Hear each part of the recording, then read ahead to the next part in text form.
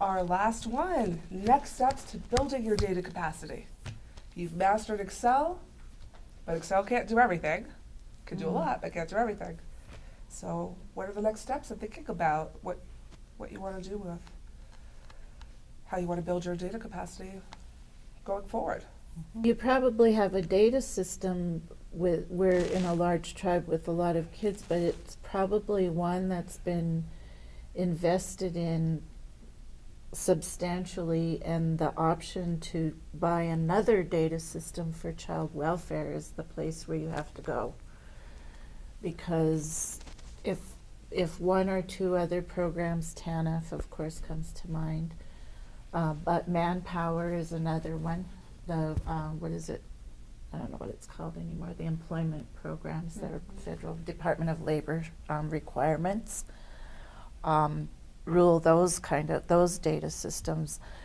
But literally the demographics across all programs remain the same. And what that does is cause tribes to then say, well, we've already invested our money in this system, we don't need a... I mean, those are the kinds of choices that actually come up. And when you get to the point you're talking about, it then becomes, what kind of reinvestment should we make? How much should we just buy the next module of the system we already have that applies to child welfare? Or do we need a whole new system? What kind of information do we need to make those choices that Excel can help us manage? I think Excel does, as you walk through this process, it really does teach you a lot about what kind of data you need in your program, and that can really help you make those choices. Right. It gets you ready. You're ready at the front end if you're looking for a data system, about knowing what you need, instead of looking at a system and then figuring out what you need, or if it'll work for you. Yep. So you'll know going into the negotiation with the vendor, a system vendor, that you're lacking specific kinds of information support from Excel, and that's what you need from their program. Right. So one of the examples of that, and we talked about it a little bit earlier within our group, is trying to get placement history. Because in an Excel spreadsheet, unless you have, column after column, next placement, next placement, next placement, it's virtually impossible to really get a good count. Right, and that speaks to AFCARs. So anyone who's thinking about 4E will need to think about a data system, because Excel really can't quite do that. Right. And there are other case management functions, I think, too, that are a little more robust in a data system. So if you find that that's something that you need, then that can be a good sign that you're ready to look at something bigger. Yeah. I think one of the decisions has to be, how many kids in care do you have, and is it, do you like a financial analysis? What is it called? Something analysis to see if it's feasible for you to have a system compared to what your caseloads look like. Mm-hmm. Well, and from that perspective, it seems to me that the ICWA, a lot of choices can be made around ICWA, because that's the place where there's the information is so expansive.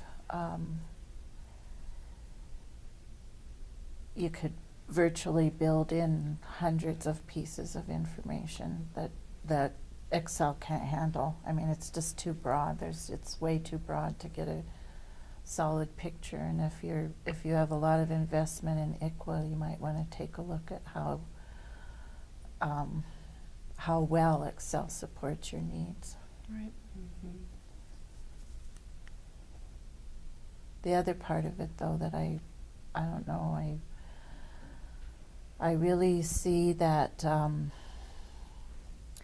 this might be the place where there's a need to consult with other community or tribal programs and cooperate on data system needs. I can see it, the conclusion of learning all of Excel easily come to the place that requires collaboration with other community partners. That is a great point, because there's a wealth of data in your community that could really inform your work. And your children are tied to many other agencies and services throughout the community. They're not insulated in the child welfare system. Important to think about. But what I would want to tell our people that are watching is that if you have a tribal state agreement, just review that and make sure that you're protected and that it's fair, fair for both sides. And some tribes get pass-throughs for the 4E dollars because the tribe is doing all the case management for that 4E child, but the state carries them on their system so that the 4E dollars, since they're a direct 4E agency. So some tribes get pass-throughs where they could get those dollars back to them. So I don't know, I'm just really feel protective about that. Yeah. Because they may not have the money to buy a big state system like the state has. But then when they negotiate, they're not getting the best that they could get.